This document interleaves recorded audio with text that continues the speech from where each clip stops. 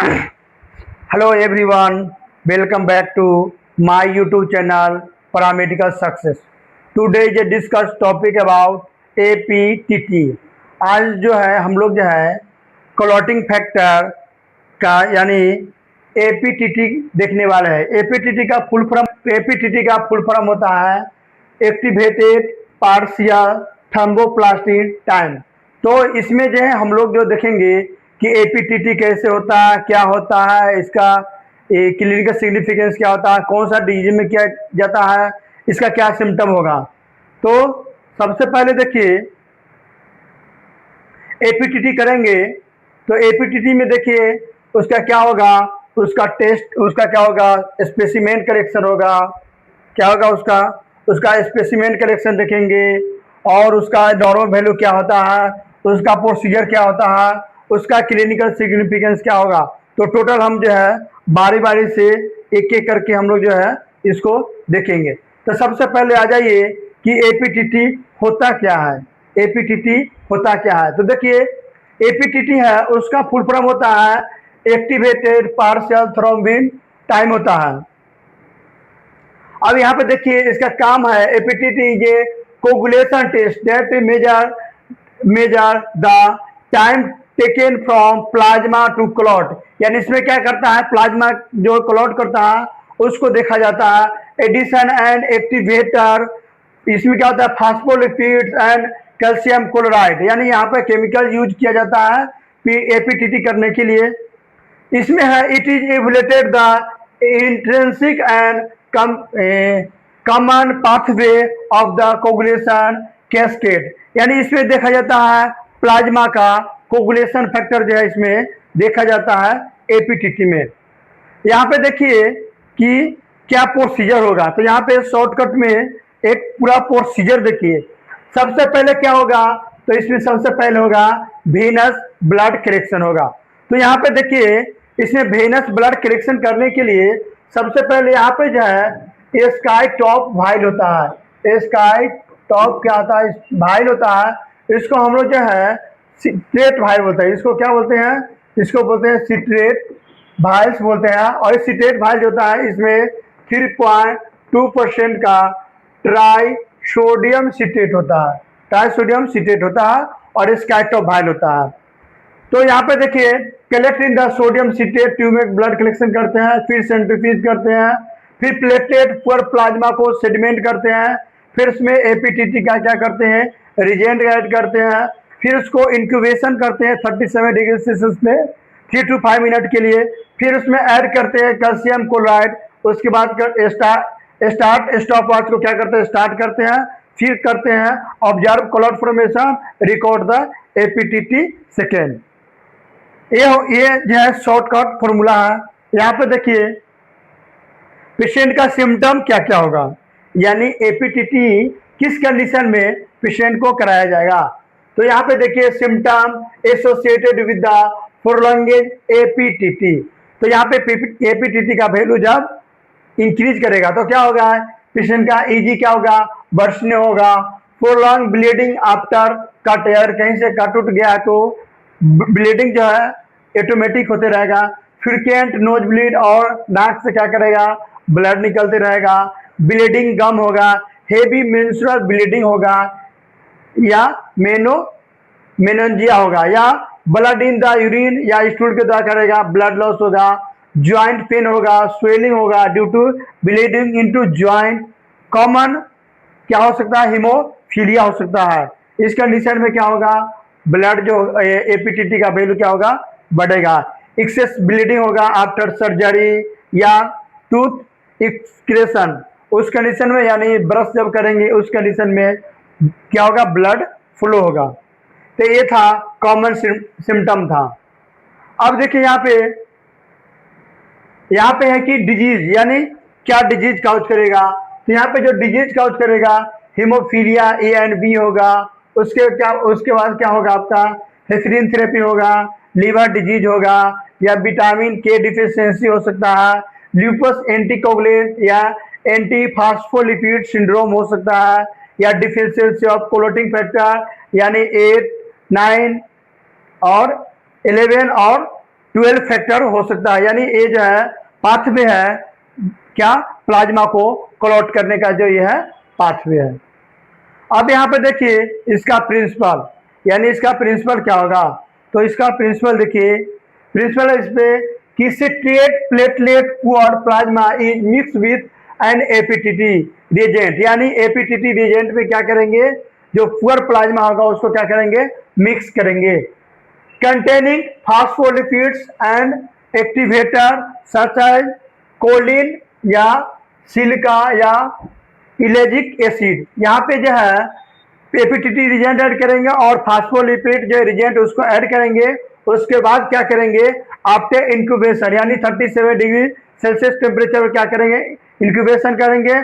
उसके बाद क्या करेंगे, कैल्शियम क्लोराइड उसमें क्या करेंगे, ऐड करेंगे, कैल्शियम क्लोराइड क्या करेंगे उसमें ऐड करेंगे टू इनिशिएट क्लॉटिंग।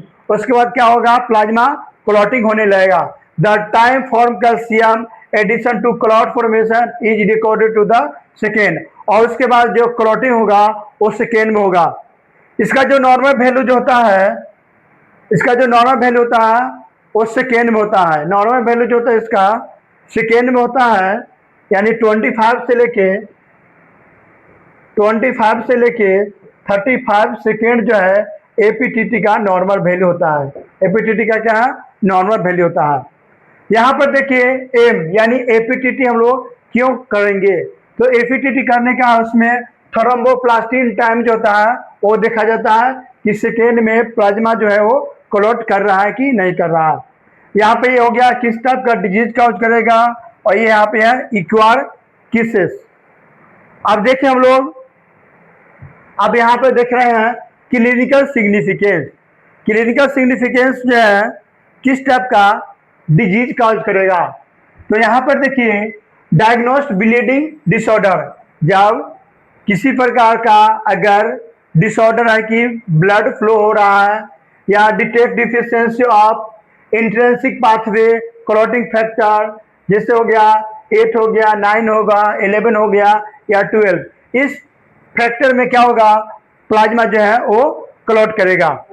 मॉनिटर है अनफ्रेक्टेड हेपेरिन थेरेपी कराया जाता है, या इन्वेस्टिगेशन अनएक्सपेक्टेड ब्लीडिंग होगा, या स्किन पेशेंट बिफोर सर्जरी, इस कंडीशन में क्या करेगा, प्रोथर्मी टाइम क्या होगा, बढ़ जाएगा।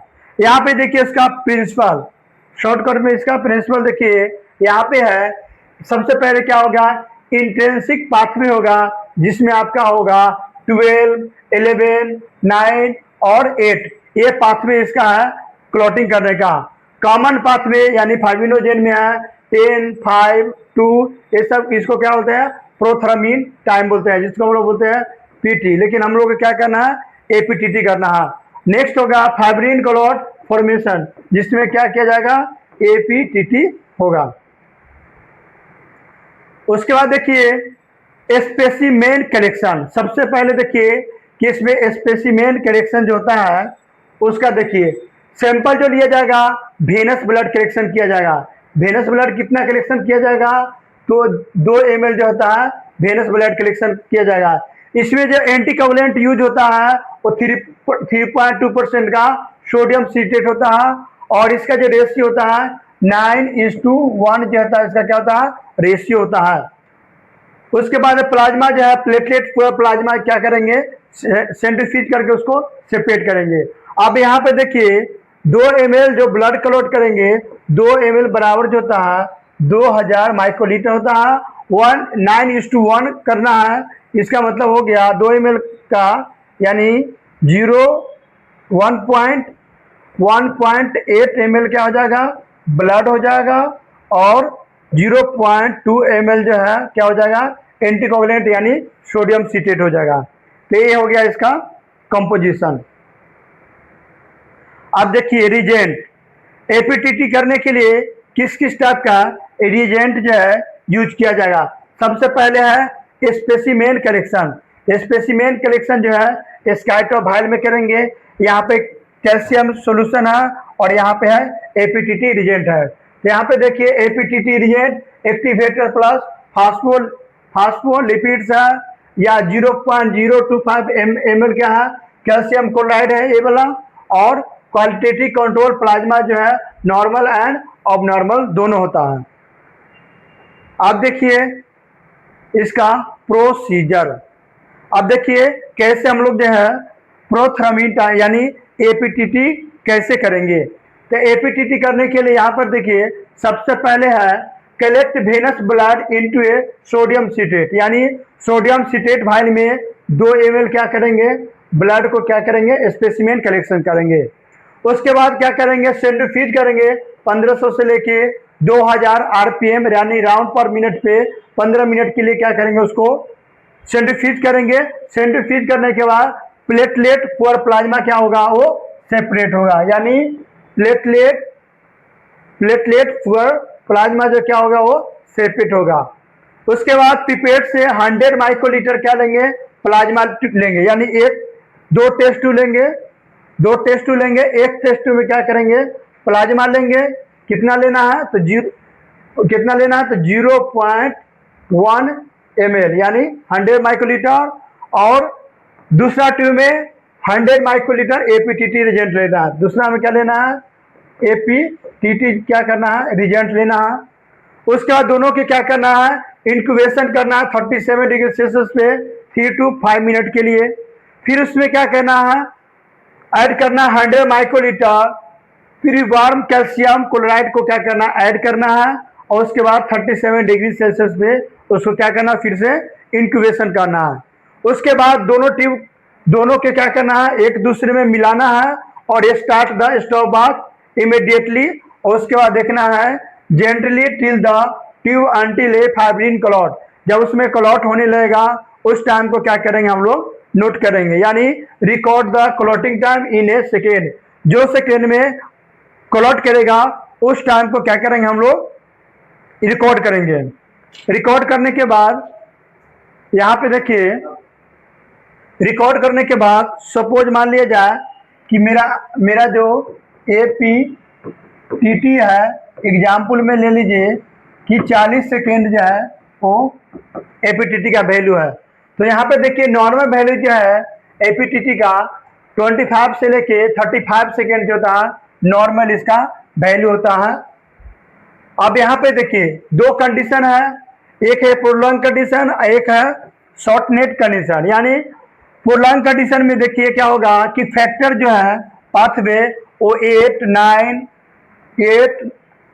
11 और 12 डिफिशियंसी हेपरिन थेरेपी के कारण होता है, या लिवर डिजीज होगा या डीआईसी होगा, ये कंडीशन होगा प्रोलॉन्ग में।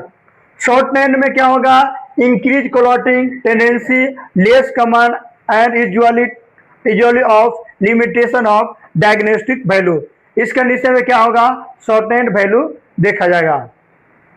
उसके बाद देखिए, उसके बाद यहाँ पे factor affecting APTT, factor affecting APTT में देखिए incorrect blood to anticoagulant ratio, यानी क्या होगा, हेमोलाइज सैंपल नहीं होना चाहिए, यानी डिले टेस्टिंग नहीं होना चाहिए। यानी डिले का मतलब हो गया कि अगर आज सैंपल लिए और 2 घंटा बाद 4 घंटा बाद इसका टेस्टिंग करेंगे, उस कंडीशन में इसका वैल्यू बढ़ जाएगा। या क्या होगा, इनप्रॉपर स्पेसिमेन स्टोरेज, और जो स्पेसिमेन लेना है वो स्पेसिमेन 2 ml लेना, 2 ml से कम लीजिएगा या ज़्यादा लीजिएगा, उस कंडीशन में इसका वैल्यू बढ़ सकता है। या हेपरिन क्या हो सकता है, कंटामिनेशन हो सकता है। ये सब कंडीशन में क्या होगा, एपीटीटी का वैल्यू जो होगा वो क्या होगा, इंक्रीज कर जाएगा। अब देखिए यहाँ पे प्रिकॉशन, क्या क्या ध्यान रखना चाहिए एपीटीटी करने के लिए। यहाँ पे यूज द करेक्ट, यानी ब्लड जो कलेक्ट करेंगे 9:1 जो है हम लोग जो है एंटीकोगुलेंट यूज करेंगे, एंटीकोगुलेंट और ब्लड को क्या करेंगे, हम लोग यूज करेंगे। Avoid haemolysis during blood collection, यानी जब ब्लड कलेक्शन करेंगे उस कंडीशन में देखा जाए कि हेमोलाइसिस नहीं होना चाहिए। Perform the test properly after plasma separation, उसके बाद क्या करेंगे, प्लाज्मा को सेपरेट करेंगे। Maintain all reagent 37 degree Celsius में क्या करेंगे, उसको मेंटेन करेंगे। यूज क्लीन ड्राई इक्विपमेंट, जो होगा वो पूरा अच्छे तरह से इक्विपमेंट ड्राई होना चाहिए। Include the normal and abnormal quantity control, दोनों क्या होना चाहिए, लगना चाहिए। उसके बाद देखिए यहाँ पे क्लिनिकल सिग्निफिकेंस, यहाँ पे हो गया क्लिनिकल सिग्निफिकेंस, यानी डिजीज के बारे में बताया गया है कि किस क्या क्या कंडीशन हो सकता है। तो हीमोफीलिया हो सकता है, हीमोफीलिया ए और बी दोनों हो सकता है। हीमोफीलिया ए जो होगा क्या होगा, 8 डिफिशियंसी के कारण होगा, और हीमोफीलिया बी जो होगा फैक्टर 9 डिफिशियंसी के कारण होगा। उसके बाद होगा विलवेट डिजीज होगा, ऑब्टेन प्रोलॉन्ग यानी ज्यादा दिन के लिए होगा, या डिसिमिनेटेड इंट्रावास्कुलर कोगुलेशन यानी डीआईसी डिजीज होगा, या लीवर डिजीज होगा, या मोनिटरी यानी क्या होगा अनफ्रेनेटेड हेपेरिन थेरेपी होगा, या डिटेक्शन ऑफ ल्यूपस एंटीकोगुलेस होगा। तो हम लोग जो है एपीटीटी पूरा देख लिए हैं।